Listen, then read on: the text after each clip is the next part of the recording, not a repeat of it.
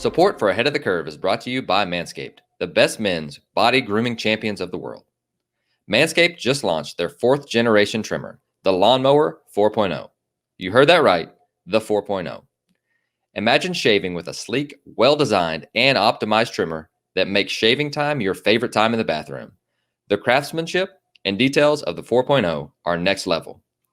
Manscaped engineered the ultimate body trimmer by focusing on intelligent functionality and an incredibly comfortable grooming experience. Their 4th generation trimmer features a cutting-edge ceramic blade to reduce grooming accidents thanks to their advanced skin-safe technology. This upgraded trimmer includes a multifunction on and off switch that can engage a travel lock, and it also gives you the ability to turn on the 4000K LED spotlight on and off when needed for a more precise shave. The Lawnmower 4.0 even allows you to customize your trim through the additional guard lengths with sizes 1 through 4. Did I mention wireless charging? The new wireless charging system uses electromagnetic induction, which can help battery length last longer.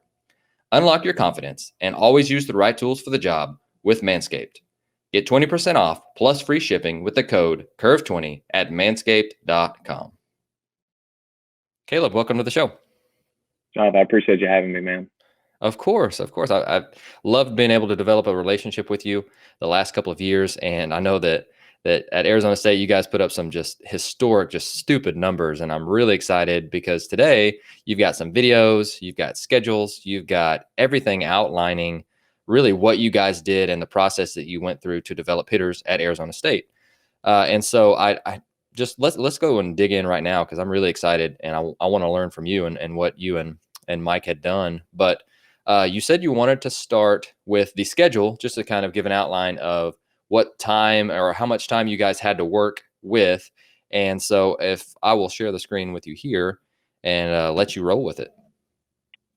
So everybody throughout college baseball thinks, that's not in college baseball, thinks we've got so much time to work with these guys. And in reality, it's not as much development time as you would think. It's not like pro ball where you can throw a couple hundred at bats at these guys and just hope they figure it out. We've got a small timetable and we've got to go in ready to win and compete for a championship in the spring. So in the fall, you get a small window of individual practice before you start the official fall practice. And as hitting coaches, we don't normally dictate the schedule. That normally goes to the pitching coach because he's got to do what's best for the program arm-wise.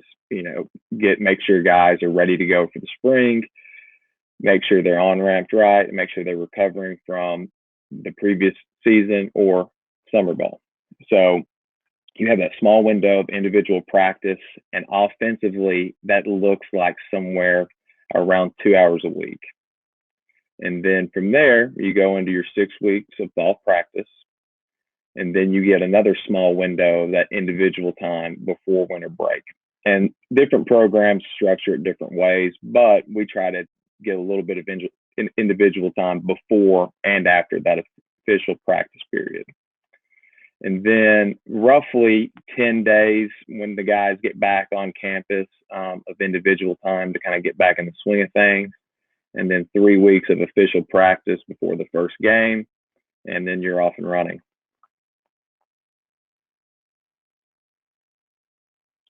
So officially for the fall, one thing that Mike was great at, and one of the big things I took away from him was you first have to build a relationship with the guys. You got to earn their trust, open a line of communication with them. And I've learned that it doesn't matter if you have all the knowledge and you can make these guys an All-American with your coaching style or whatever.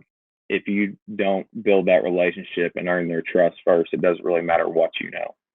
And on the flip side, it doesn't matter if you do have the knowledge, but if you earn that trust, build the relationship, you're going to be in a lot better spot, just building that player's confidence.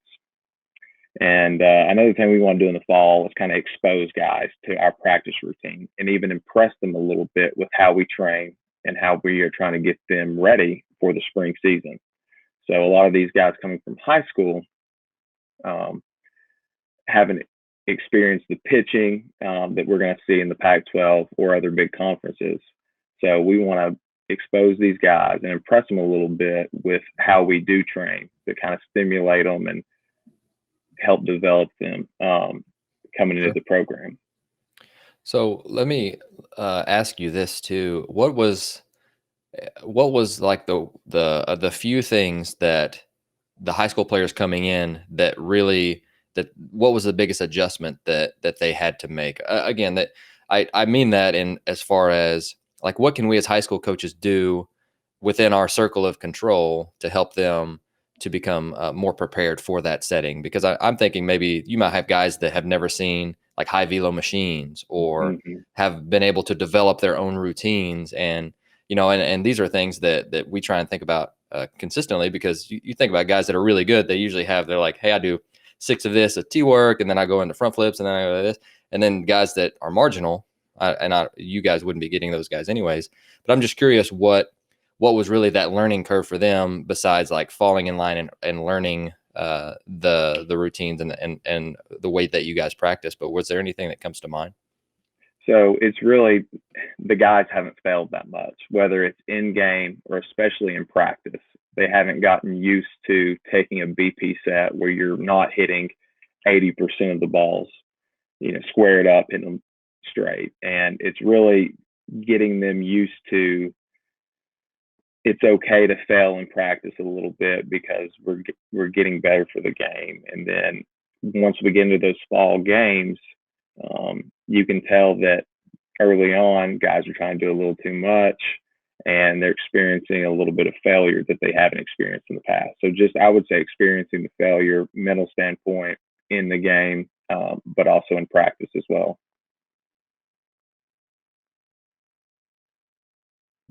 So going from there, what was kind of your next step? So you get there, you develop relationships with them, you're learning what makes them tick, you're trying to earn their trust, and get, because that's a big deal. They've been very, very successful throughout their entire career, which is why you guys got your hands on them. But what was kind of the next step after really going into that? So we wanted the guys to develop a little bit of independence, develop some ownership of their routine, how they go about things, because we don't have, as you saw with the timeline, we're on an hours limit. We don't have as much time with them as people think. So we can set them up, we can give these guys the right prescriptions or whatever, but they have to take independence of their own career. Mike has a saying, those who hit often hit often. And we've seen in our program, the guys that are normally hitting the most normally hit the most in the game. And just having the guys understand that in order to be really good at this level, it's going to take some work outside of practice. And so we want to build that environment early in the fall. So going back to that individual time, like I said, you get roughly 2 hours a week with them, and you've really got to be efficient with how you spend your time.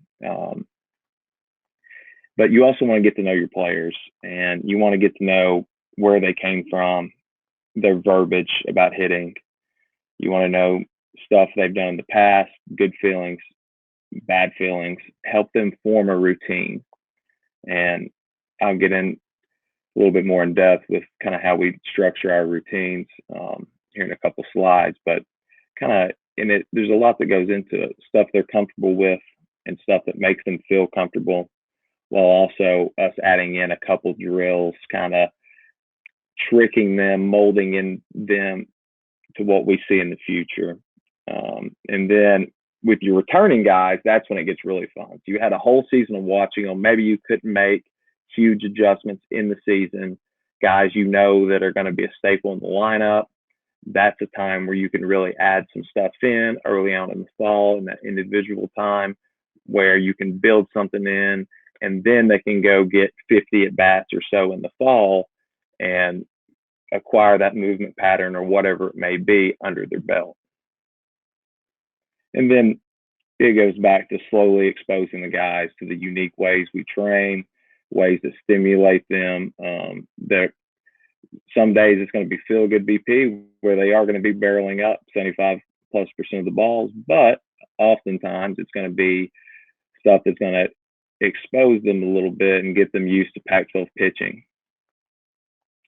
And we will want to analyze video in both random and controlled environments. So what I mean by that is we want to analyze video of guys hitting flips, guys hitting normal BP, but we'll also want to analyze the video of when we put them in that high competitive environment. So what happens when they're hitting high velo, how things match up. And early on, it's hard with new guys. Like I said, you got to build that relationship first. You got to build that trust. You don't want to throw too much at them before they face live pitching. You kind of want to let things work itself out. And that's something I've learned from Mike early. That's big. I remember when I first came into ASU, I was wanting to change guys really quick. Like I'm looking at him, I'm like, I know that won't work in the game. And he's like, oh yeah, I know that, but we've got to give him time. And he said, I want this guy to come to me. That way he'll be more willing to make this change. And sure enough, we went out for an inter squad. Guy goes over 3, couple punch outs, came up to Mike, was more willing to make the change rather than if Mike would have went to him before practice, had to make the change, then he struggles, then he doesn't want to shift. So just learning kind of the psyche behind everything is huge, especially with these younger guys.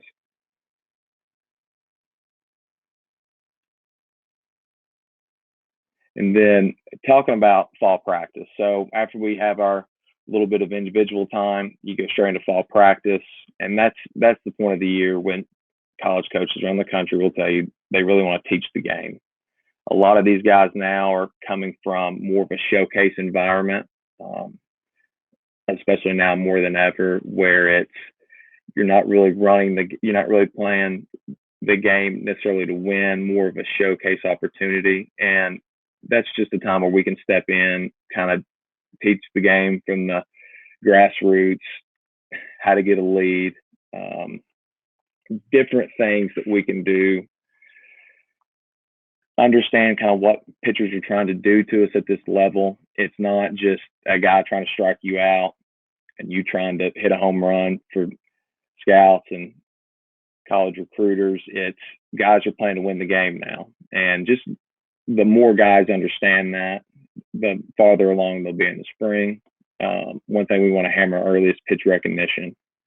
So that's when we'll have guys, of course, the live ABs, we'll have guys standing in for bullpens, just kind of speeding them up to get ready for that Pac-12 pitching, whatever we can do. Of course, we want to prepare guys for live ABs. We've got to get guys timing down. We've got to get their vision right. And then once those live at bats happen, that's when we want to take a step back, get the guys up in the video room and kind of review the live at bats. And I'm not just talking all mechanics, a lot of it's approach. What was the pitcher trying to do right here in this situation? What were you trying to do in this situation? And then after we've developed that trust, now we go into what you're doing is really good. It was great in high school, but we think it can be better. And this weekend this year in the Pac, we seemed like we saw a starter every weekend that was over 95 with multiple pitches. And we've got to be able to be the best we can be and give ourselves the best chance in order to succeed. And so we'll bring guys in, we'll have them up, and we'll show them the evolution of some of our top players in the past. And I've got a video of what that looks like. So what we'll have here is just videos of guys when they first got to campus as freshmen or early on in their careers, and guys by the time they were juniors in the program. And we'll have the pitch speed at the bottom, and then we'll have the zones. So you just want to, when you're talking zones, these are based on a catcher's perspective, 1 through 9, with 1 being up and inside to a right-handed hitter, and 9 being low and away to a right-handed hitter. So first we have Torkelson. As good as he was, he made some great strides in his career. Hunter Bishop. Trevor Hopper, who's just got minor league player of the month in April, or in May, I should say. Gage Workman.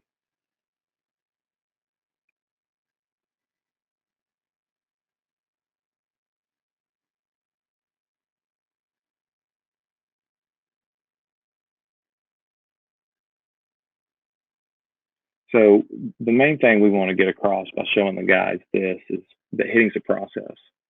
We're not going to figure it out overnight. There's a lot that goes into it. And even though you might be one of the highest ranked players coming out of high school, you can still get a lot better. And it also helps that these guys sign for high dollar amounts. And that's also intriguing that if you get this much better, then you could make more money come your junior year. So after that fall segment, guys will come back, like I said, roughly 10 days of individual practice and then 3 weeks of spring practice. And that spring practice is mostly a lot of games. You're going over some stuff from the fall, but it's mainly we're trying to get our timing down, get guys at bats. You hear in the big leagues, there's a reason why guys go to spring training. There's a reason why guys who are hurt in spring training have to do a minor league rehab assignment because it takes a little time to get your timing down. So that's something we want to try to get ahead of, and we want to do everything we can to help guys get their vision back and get their timing down. And that starts with being challenged and stimulated by practice. And of course, as the season gets going, we want to build confidence in the guys as much as possible.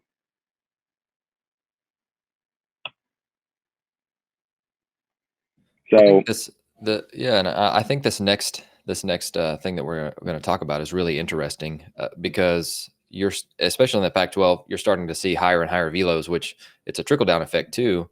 And I think there's more 90 guys in high school, and again, it trickles all the way down to the youth level, just because guys are throwing so much harder. And so, and then with the high spin that you guys are seeing too. And so I'd love to hear your thoughts on, so how do, and you're about to get right into that, but I do want to know, how do we combat the evolving pitching that we're seeing, which is throwing harder with higher spin and more breaking balls, even with guys that are throwing plus velo? Here's the thing, man. I mean, you see all the technology on the internet that these pitchers are using, the Rapsodos, the Edgertronic cameras, the pitch design. I mean, these guys have really used technology to their benefit. And for a couple of years there, I think on the offensive side, we tried to fight fire with fire. We tried, since the technology took them strides above, we tried to match it. And I think that's when we saw the strikeout numbers go up and offensive efficiency went down. And so the way we try to combat the evolving pitching is, number one, we try to put guys in better positions for more consistent success, movement patterns, improving efficiency. And of course, we want guys hitting with power, but we also want complete hitters. We want to improve adjustability. And speaking on adjustability, now we're seeing it at the college level more and more. And we check synergy for this, trying to find tendencies in pitchers, but guys are throwing more off-speed pitches than they ever have. So you've got to be able to adjust. And it's really hard, especially against a good starting pitcher, to sit just one pitch and only look for that one pitch. You've got to really be able to adjust, and that's something we train. We want to put guys in game-like situations in practice as much as possible. So when you say train efficiency, while we're talking about it too, so again, you can get away with some of that stuff when you're a great athlete and you're compensating versus guys that you're not seeing 95 every day like you do in the Pac-12. Mm-hmm. And so, is there anything with high school hitters that are moving to you guys? And I'm sure you guys recruit some of the players that fit your mold of what you guys are looking for.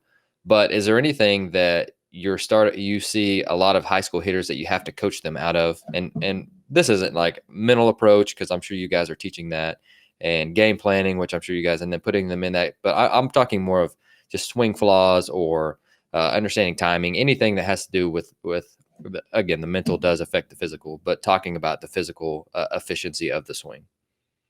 There's not many guys that come in the program that are 100% ready to step up, ready to go. Then there's always little tweaks that we find with guys and ways that we can make them better.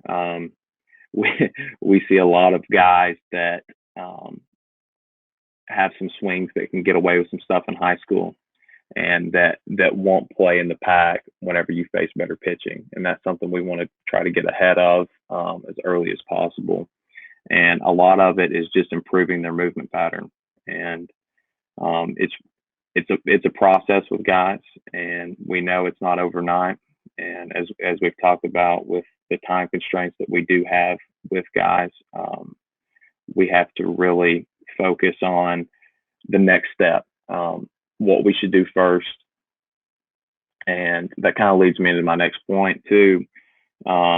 We handle a lot of that in our routine with guys.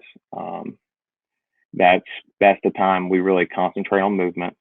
We're in a controlled environment, off the tee, flips, overhand, and that's what we really want to improve efficiency, which basically in a nutshell for us means getting as most power as you can with the least amount of effort. And our routine, I mean, it's not, we don't have anything on paper. It's not 3 sets of 6. Everything's extremely individual. For example, we will do some movement prep with the Marv bands, of course. We've got some guys that will do one movement for a set of 10. We got other guys that will do all 4 movements. We got some guys that don't do any movements at all. So it's something that it's always evolving with guys. We'll add in new drills whenever we see the need fit. But it's something that we give the player a little bit of ownership for it. And they know if there's a certain pitch in the game, if we look at their cold and hot zones, if there's a certain pitch they're struggling with, we'll add in a drill that could help fix that. And a lot of times it's us adding stuff in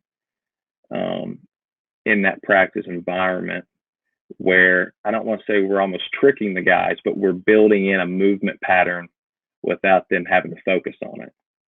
And then so once they build that movement pattern in, now when we take it to a little bit more challenging environment, we'll reference that feel that they had from that drill. And that's when we normally see a swing change, and them able to translate from the cage to the game is once they capture that feel from the drill that we've put in their routine, now they're able to take it under the lights and in the game. I love that. And so you're training swing solutions to the pitch problems that they're seeing. That's exactly right. And it's not a long process. It's a 15 to 20 minute every day, but we want to block off a certain period of practice where everybody has a chance at, I don't want to say just working on swings, but they're working in a closed environment where they don't have to worry about catching up to the machine throwing 95. They can really concentrate on their movements. So that's something that Mike had the guys do, and I've really been able to help expand, adding in those certain drills that will help translate to the field without guys having to focus so much on mechanics. And then going back a slide here, one of the main things that we want to do is train the guys in game-like environments. So after we go through our routine, the guys hammer down their swings, they're feeling good, they're feeling confident. We want to put them in game-like environments. And one of the easiest ways to do that, we've had the luxury of doing it with several pitching machines. there's some certain things that we can do that will mimic how the pitchers are trying to get us out. So the number one problem with pitching machines is spin rate is kind of all over the place. If you look at the machine, look at the dials, you'll see that what's listed on the machine is probably not the most game-like. So if you just put it on, I think, a 90-mile-per-hour fastball on the machine, the spin's like 3,300, and it's almost like a rise ball coming in. So we have a spin rate radar gun, so we can adjust the machine accordingly, and not only for fastballs, but also for off speed. Release point height and angle is very important. We never have the machine straight on. It's always either coming from a right-handed release point or left-handed. We have the extended legs for taller guys with more of a downhill angle. And we also will put it on the shorter legs, either in the cage or on the machine, or on the field, to replicate that vertical approach angle. So we want the ball almost to feel like it's staying on plane the whole time, which is what these pitchers who are trying to work up in the zone, so everybody's moving to get more of a swing and miss. So we'll even at times take the junior hack, put it on the fielding wheels, and have it shooting at almost an up angle. And is it coming at an up angle? No, but it's getting the guys prepared. Now, when we see a closer throwing 93 with a really high spin rate and vertical approach angle, we can say, guys, this is just like hitting that low machine in the cage. And they can remember the adjustments that they made in the cage and bring those straight to the game. And then even taking it a step farther, the horizontal angle that the ball's coming in, we train that. We'll take two machines, right-hander, left-hander, and we can work movement that way. And then the big thing that we like to do, going back to pitchers are throwing more off speed than ever, we want to have a machine or a setup that can throw multiple pitches at one time, where you can be sitting on a fastball but still be able to adjust to off speed. And of course, we want to mimic pitch shape and proper movement with the machines, just to make sure we're ready for sinker guys. So before you get into the videos on the next slide, a couple questions, a couple additions on for the guys that don't have a spin rate machine. I think the easiest way to do it is to get, because that on the hacks with the three wheels, I think it's like 668 for 88 or whatever, but that's like the or 6610 with the two wheels on the sides that are lower. Getting those closer together, like grouping them in like 667 is an easier way to be able to just accurate, like a better, more like, I don't know off the top of my head what that is. I'm sure it's over 2000, but it's a similar spin rate to what you're going to see in a game if you don't have a spin rate. So for those people that are listening who don't have any sort of tech, just getting the top two wheels and the bottom wheel closer together without them knuckling is about as close as you can get to especially for a high school fastball. And then the second thing, for the multiple pitches that you're talking about, are you talking about like the two-headed monster machines right next to each other where you're feeding one or the other, or you guys actually have a machine that sets it up to be able to do both? So we didn't have an e-hack. That's something that we definitely wanted. So we would do, instead of two different machines side by side, we would do one on top of the other. So we would do one on the normal legs and one on the extended legs. So guys are kind of getting that same release point, the ball coming out of the same tunnel. Gotcha. I'm sure you're about to show us a video of that, so I'm looking forward to it. So now we're getting into the good stuff here. Let's see. Cool. So this first video here, we're working horizontal movement. And a lot of people think this is an offset machine, and that is what we call it at times, but the release point really isn't too far outside of a very extended left-handed pitcher, a very extended right-handed pitcher. Okay. And this particular day, the machines were on the low legs, so I assumed that we were facing a guy with a pretty solid vertical approach angle, so we wanted the ball coming in a little bit flatter instead of Mhm. more on a downhill plane. Okay. And a lot of people don't think about this, but this drill is really huge for keeping posture and how you set up. So you'll see in this drill, when he's doing the left-handed machine, he'll start a little bit more open to kind of mimic when he's facing a left-handed pitcher. And Cool. what that's doing is getting him on the proper pitch line. You've got a lefty hitter too here, just for the guys that are listening. So they're opening up just to be able to see it with like both eyes a little bit better because it's offset to the left side of the rib. So like Chris Sale, like you got a lefty hitter facing Chris Sale right now. Exactly. So we'll want the guys to open for a little bit, because if you think about it, of course, the goal is to stay through every pitch. And if you're starting closed and the ball's coming in from almost where it feels like behind you, then you have a small window to actually square the ball up. So you just want to give yourself as much of a chance to stay in the zone as long as possible. And the zone is the ball that is the pitch line that the ball is coming in on. So one more time, I'll show the video here. Sure. Let's see, he opens up just a little bit more for that pitch. I love that. So it's also a mechanical thing. And we've got one or two guys that have this actually in their routine. Drew Swift being one of them, was a guy that wants to roll in a lot. So he will actually add this drill in his routine just to kind of reinforce staying on the proper line against a right-hander.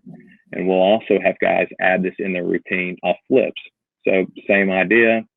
They're going to set their orientation and posture like it was coming from an actual mound, and then the ball will be coming in at an angle, and it's the same type deal, but with a little bit more controlled environment. All right, so this is the one that everyone talks about, and I think we went viral on Twitter for this one. So this is from a right-handed perspective, kind of what the machine looks like. So this particular day, we had a fastball. Go back here. We had a fastball on this particular day on the low machine. So again, we were probably facing a guy that had a pretty solid spin rate, vertical approach angle. And on the top one, we had a 12-6 curve. I think this was Bybee from Fullerton that we were getting ready for that particular day. And then this is what it looks like in a live setting.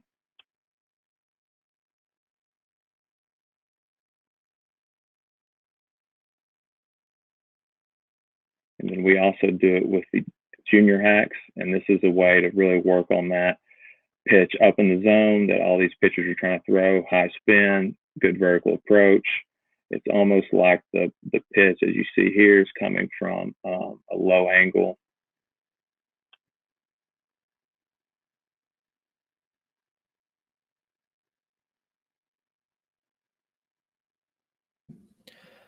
I love that.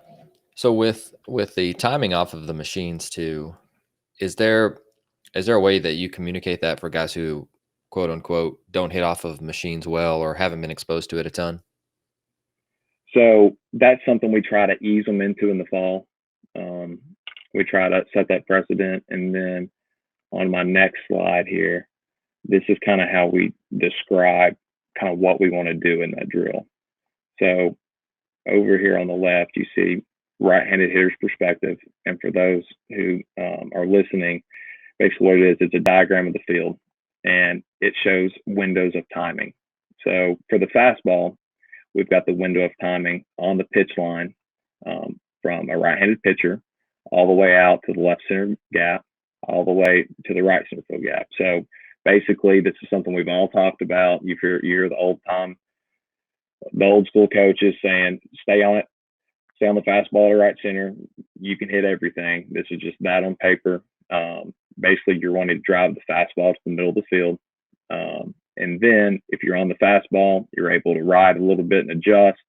You should be able to keep your bat speed up and pull the slider and the changeup to the pull side. And for those who can't see at home, the slider is from left center to about the left fielder, and the timing window for the changeup is from left center all the way to the foul line.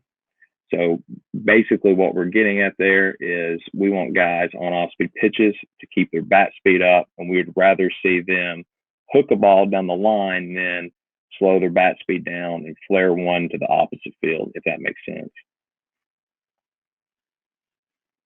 And then it would be the exact opposite for the left-handed hitter. Left center to right center for the fastball. The slider, we want guys to pull it more right center gap all the way to the right fielder. And then for the changeup, which is what those lefties get a lot from right-handed pitchers, we're working from the right fielder over to the foul line. And we would rather see guys, I'll take it even a step further, foul a pitch off hard down the line with their bat speed up, as opposed to slow their bat speed down and fly out to the middle of the field. And then going back one slide here. After saying that, let's watch the adjustments these guys make and kind of how their timing windows are set up in order to be on the fastball to still be able to adjust.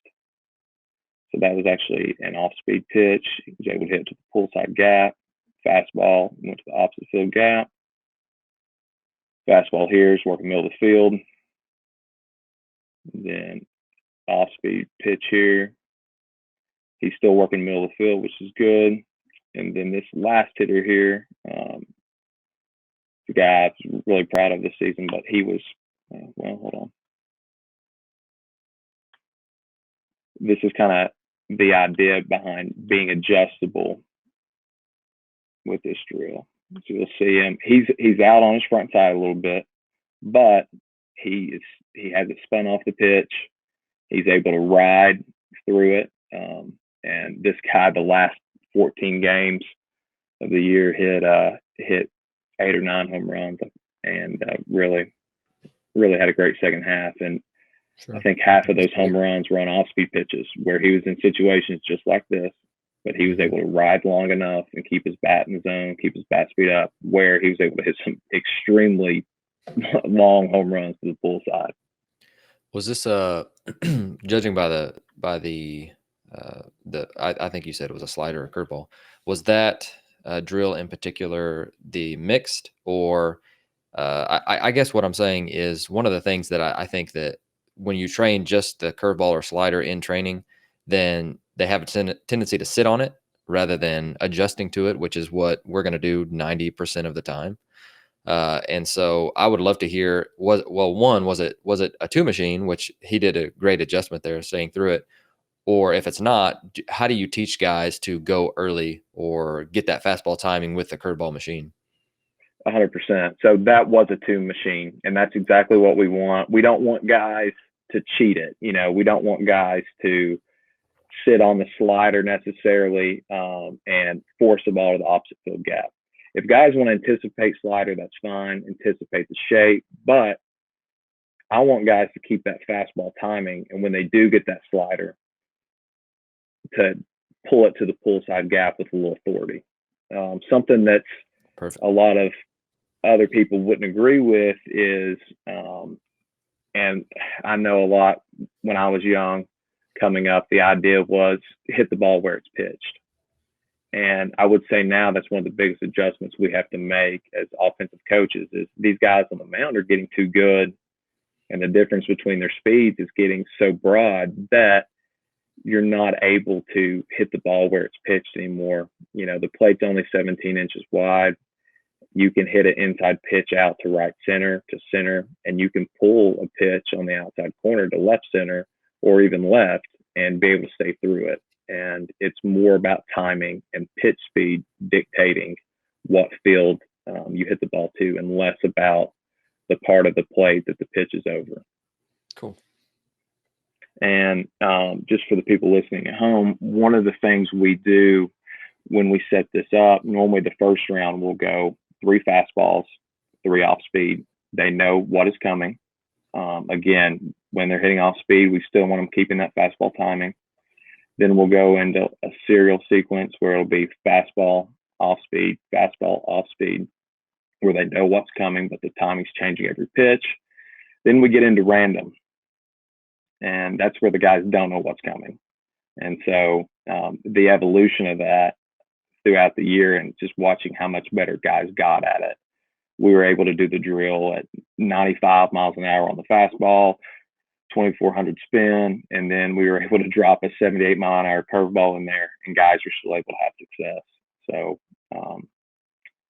they came a long way, especially this young group that we had this past year. Of if we'd have done that out in the fall, we'd had guys quitting, and it wouldn't have been good. But the evolution of the guys' development, they were able to succeed and got to where they could handle that machine for sure.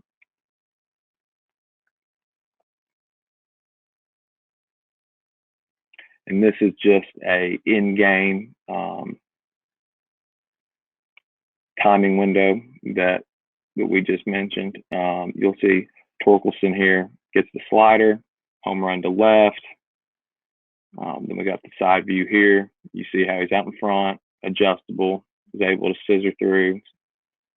And then we got a fastball outside, actually, that he drives to the middle of the field, home run to center. And then we've got another fastball that he's able to drive to the opposite field. So it just shows timing windows. And that last, I didn't make a slide for this, but that last home run he hits there was with 2 strikes. And it shows how he was able to move his timing windows over when he was anticipating off speed. And of course, Torque in the short season last year didn't get pitched too much, and he definitely didn't get many fastballs. So he was still on fastball timing, but he was on fastball timing to hit to the opposite field, where instead of just having the left center gap over to the line to work with for off speed, he had right center to work with for off speed, center to work with for off speed, and left field. So he just adjusted those timing windows we were talking about over, but was still able to drive the ball out of the park and adjust. I love his swing, man. Yeah, it doesn't get much better than that. And then, so people would argue, if you're in that timing window where you're working the fastball to the middle of the field more, then teams can beat you in. So this is a drill that we also have in practice, normally on the same days that we'll do the 2 machine, where it's a hard fastball, extremely inside. Mm-hmm. And the goal is we want guys to stay through it and hit a home run to left center or drive doubles to left center and not hook it. And mm-hmm. a little touch we've added on here, we're actually using the Atex soft balls, not regular baseballs, not dimple balls, the foam balls, where guys aren't scared to get jammed. And so I'll see a lot of. That's a great idea.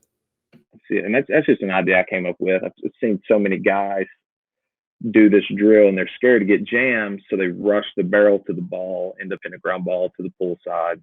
So we implemented the foam ball, and you can see Ethan Long here, freshman All-American. At this first pitch, he hooks down the line. Probably still a hit, but he makes the adjustment on the second pitch, is able to stay through more and hit what would be a home run to just almost dead center, just left of the 400 sign. One more time, and then you see how far he's actually over the line a little bit, over exaggerating the pitch, how he's able to work through.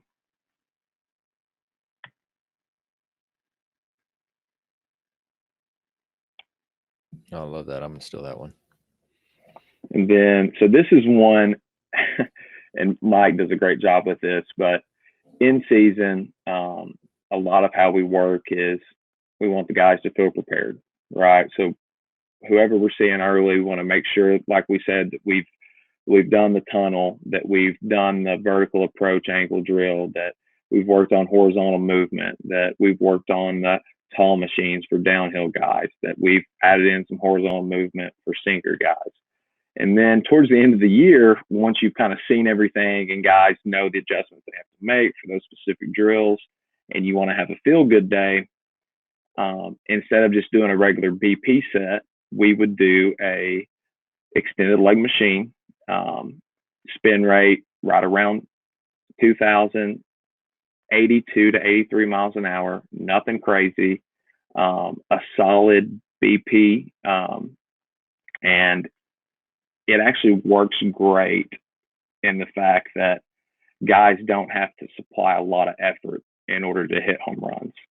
So they can still take a low effort swing and they're able to drive the ball out of the park. And it stimulates them just enough where, like you saw in that swing right there, where if you're not 100% locked in, you're not going to square it. But it's just easy enough where they're able to build some confidence, drive the ball out of the yard pretty consistently. And it's a good alternative, in my opinion, to just a regular overhand BP. And you also see in the video, we've got it set up, in this case, for a left-handed arm for that angle.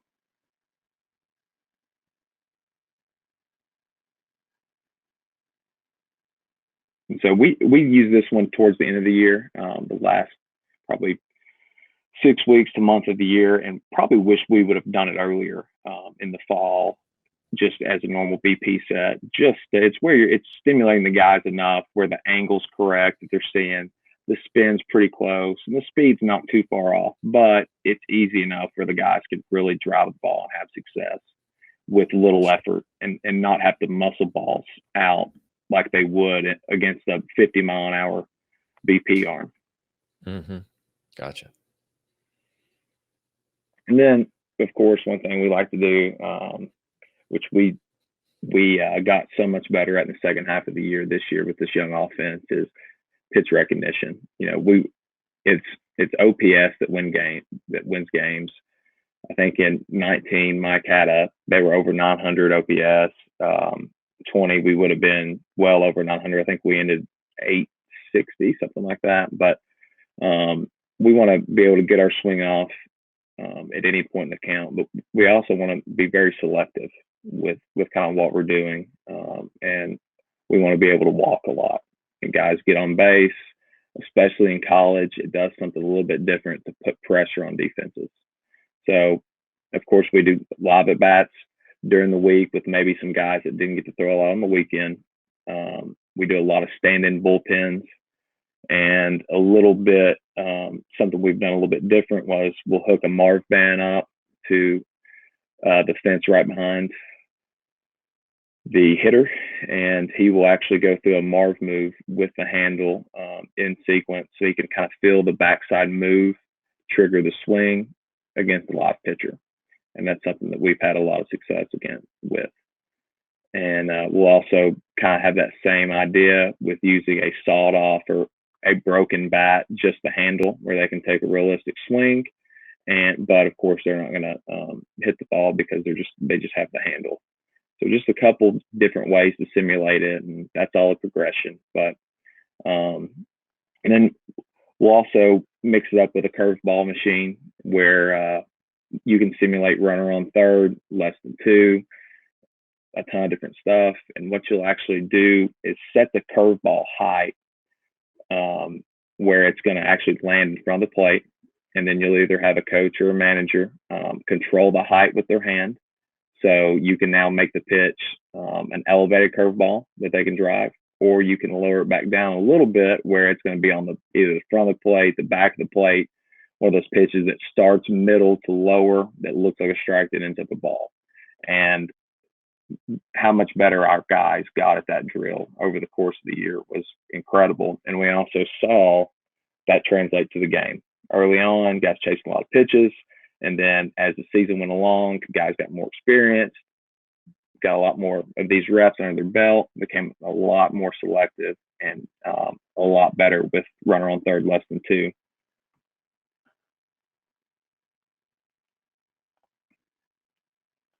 And then kind of a little bit what we do, pregame scouting. Of course, everybody uses Synergy now in college baseball. We go over the velos of all the pitches, pitch shape, tendencies. Of course, what he does to right-handed hitters, what he likes to do to left-handed hitters. We've got a full spreadsheet of what he throws and what counts, looking for any tendencies. And you'd be surprised in college baseball, you can find a few where, for example, every 1-0 count against a left-hander, it might be a changeup. It's 87% changeups. So in that situation, we would stay fastball timing, but anticipate the changeup shape and drop. And then, of course, we're going to show video of the guy. We want to get as many behind the hitter angles as possible, just to build confidence, and then show them the pitch shape as much as possible. And we will try to relate everything we do back to how we practice, so guys feel prepared. We'll say, of course, this guy's angle, he's very downhill. It's like we're doing an offset extended leg machine. And now guys know, okay, I've had success. I made this adjustment that one day. This is what I've got to do in order to hit this pitcher. And that kind of goes with kind of in-game stuff, when guys will bring in a closer with a solid vertical approach angle, high spin rate. We'll say this is like hitting the low machine. Guys know the adjustments they need to make, and then they feel prepared and more confident. And then basically how all this works in a home game day routine, the hitters will come early, go through their routine, get their confidence up, get their swing feeling good, find their hands, go through all their movements. And then after that, some guys stick around and they'll do a 2-machine tunnel or hit a slider machine, whatever. Then we go through our BP set. And at home, that's the first group's BP base running, 2 defense group, and a cage. Then we'll go through, we'll do our video and our scouting for that day starter and maybe their best reliever. And then normally 30 minutes before game time, we'll go through flips. Normally we'll have the tunnel machine still set up, the other slider machines, and then a lot of guys before the game, and I know I was a guy that did this, I love to set up the iron mic. It was kind of very similar to the BP set I showed you. It's a solid speed, pretty good spin, but it's just hard enough to stimulate you and arouse you enough for the game where you've seen a little velo. And then away game day routine. Of course, you go through your video and scouting before we leave the hotel, go through your BP set. And what's different about our away game BP is we will have our starters go through their routine before they hit on the field. So we will get a cage group, and that's when guys go through as much of their routine as possible, maybe a little bit condensed, but they normally get 10 or so minutes to go through their routine before they hit BP.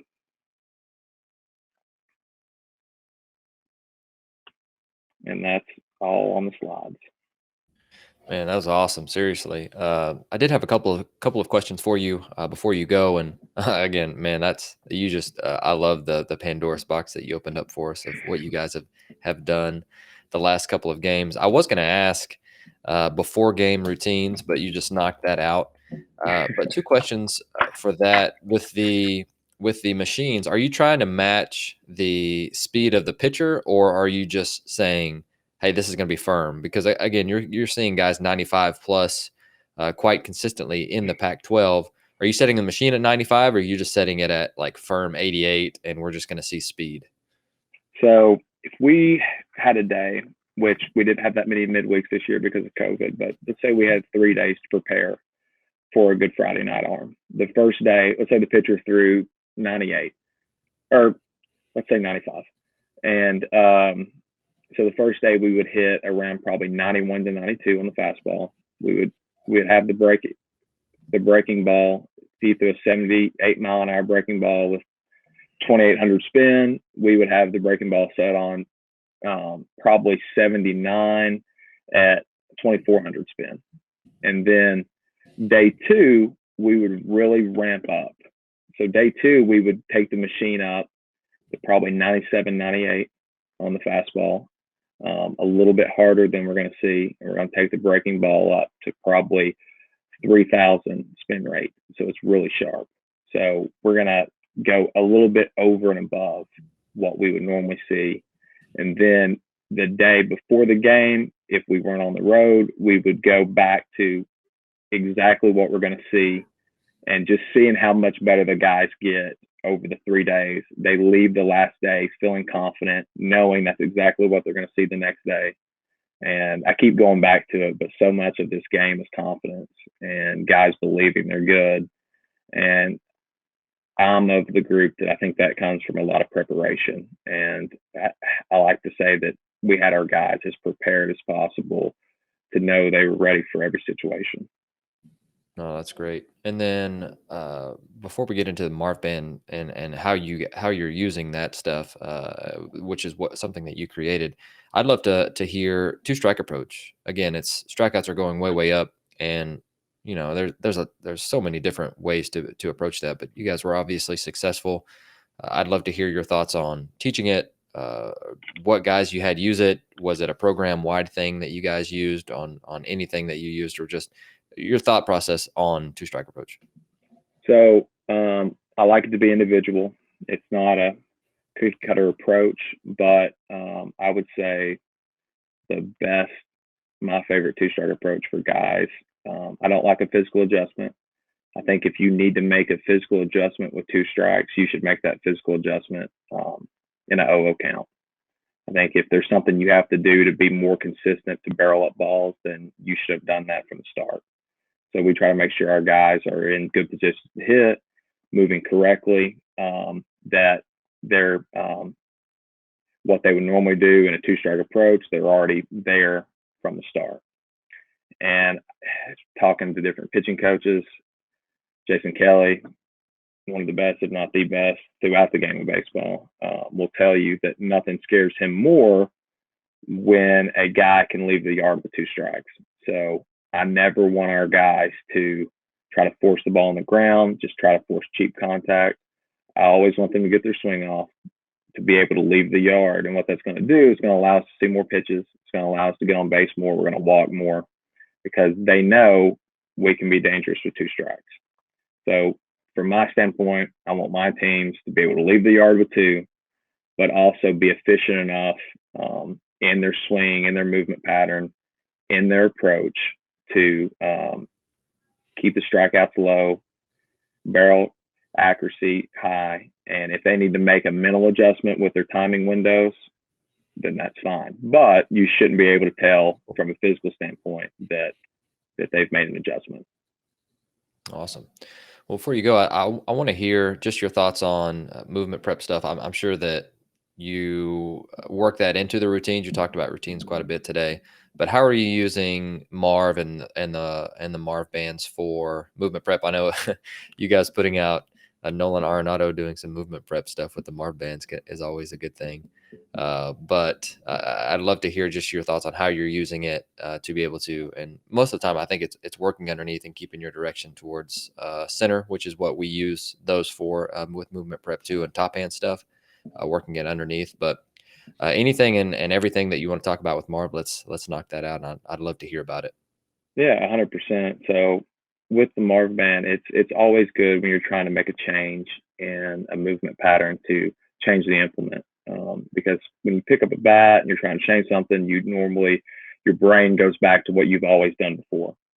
So when you change the implement and your brain doesn't really recognize what you're doing, then you're able to actually make some different moves and you're able to feel that movement. And then you're able to better translate it to your normal swing and translate it to the game. So with the Marv band, of course, the number one move is the backside move, the trigger. You see way too many guys frontside dominant in college baseball, especially with two strikes.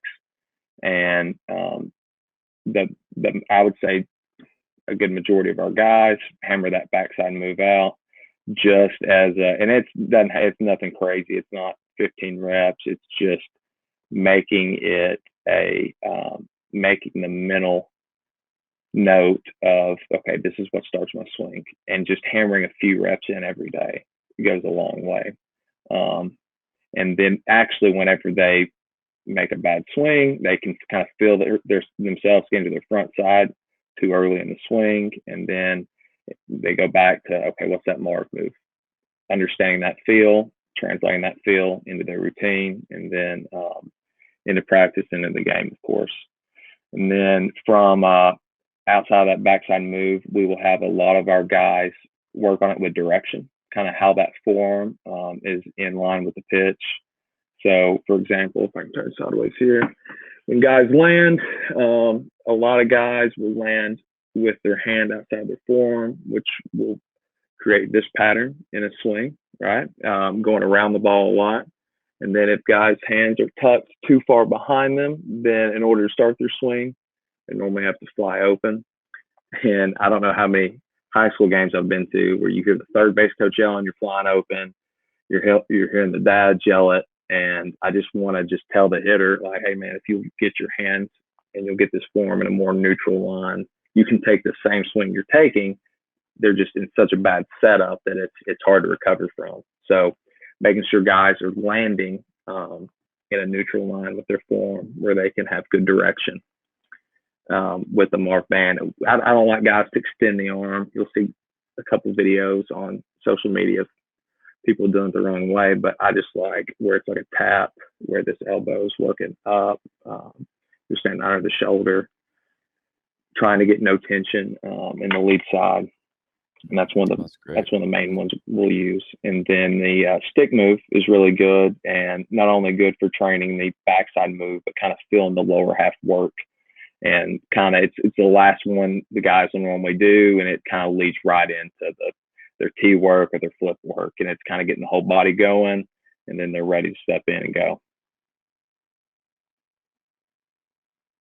Well, awesome. Well, Caleb, I think that's a perfect way to wrap it up. And number one, really excited to see where you land and the impact that you're going to make wherever that is. And for those wanting to get in contact with you, I'll put your website, Twitter, and email address down below. So all they have to do is click on it, along with the Marv Band's website, which highly recommend for any of you who are wanting some really good prep work stuff and arm care, all kinds of things. But I'll mute myself and get out of here, but I'd love to hear just anything and everything that you'd like to leave our coaches before you go. Again, it was a pleasure really getting to chat it up with you today and listening really to your presentation. And I got to just sit back and watch, which was cool.